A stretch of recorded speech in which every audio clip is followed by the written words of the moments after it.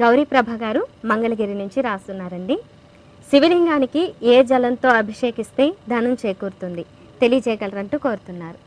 నమ శివాభ్యాం నవయౌవనాభ్యాం పరస్పర ఆశ్లిష్ట వపుర్ధరాభ్యాం నగేంద్ర కన్యా వృషకేతనాభ్యాం నమో నమ శంకర పార్వతీభ్యాం అని ముందుగా పార్వతీ పరమేశ్వరులకు నమస్కారం చేసుకుందాం.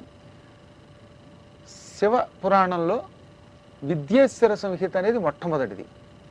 ఇందులో శివుణ్ణి ఎలా పూజ చేస్తే తొందరగా ఐశ్వర్యం వస్తుందో చెప్పారు. ఆడవాళ్ళకి మట్టితో తయారు చేసిన శివలింగం, మగవాళ్ళకైతే రాతితో తయారు చేసిన శివలింగం, వ్యాపారస్తులకైతే బంగారంతో తయారు చేసిన శివలింగాన్ని పూజ చేస్తే ధనం బాగా వస్తుంది. ఆవిడ అడిగిందే డబ్బు కోసం అడిగారు కాబట్టి చెబుతున్నాను.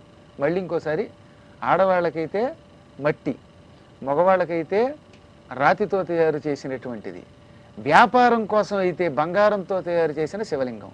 దీనిని పాతాళ జలేన అంటే నూతుల్లోంచి తీసిన నీటితోటి అభిషేకం చేస్తే ధనం బాగా వస్తుంది. దీంట్లో కొంచెం గంగాజలం కూడా కలిపి రాగి చెంబు తీసుకోమన్నారు.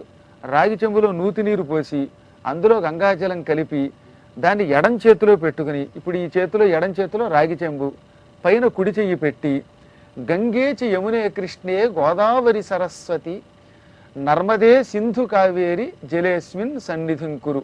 దీనివల్ల ఏమవుతుందంటే అందులో గంగ, యమున, సరస్వతి అని సంబోధన అన్నమాట. గంగే అంటే ఓ గంగా, యమునే ఓ యమున, సరస్వతి అంటే ఓ సరస్వతి నది. నా చేతిలో ఉన్న ఈ రాగి చెంబులోని నీళ్లలోకి మీరందరూ వచ్చి కూర్చోండి. అప్పుడు ఏమైంది, ఇందులోకి అన్ని జలాలని ఆవాహన చేయడం అంటుంది. నిజానికి అవేమీ లేవు ఇందులో, కానీ ఆవాహన చేయడం ద్వారా, భావన ద్వారా ఇవన్నీ అందులోకి వస్తాయి. ఈ విధంగా ఆవాహన చేయబడిన జలంతో పూజ చేస్తే కేవలం నెల్లాళ్లలో కటిక దరిద్రుడు కూడా ఐశ్వర్యవంతుడు అవుతాడు. ఇది మనకి విద్యేశ్వర సంహితలో చెప్పారు. ఈ నెల్లాళ్లకు కూడా ఒకవేళ ఫలితం రాకపోతే 41 రోజులు నియమనిష్టలతో చేస్తే చాలు అని చెప్పారు. కాబట్టి ఏది ఏమైనా కోపజలం అంటే నూతిలోని నీటితో అభిషేకం చేస్తే శివుడికి తొందరగా ఐశ్వర్యం వస్తుంది. దీనిలోకి గంగాజలం కలిపితే ఇంకొంచెం ఎక్కువ ఫలితం వస్తుంది. మంత్రపూర్వకంగా అన్ని నదీనద జలాలని కూడా ఆవాహన చేస్తే క్షిప్ర ప్రసాదం అవుతుంది. క్షిప్రం అంటే చాలా శీఘ్రం, చాలా వేగంగా ఫలితం లభిస్తుంది. ధనానికి ఇది మంచి మార్గం.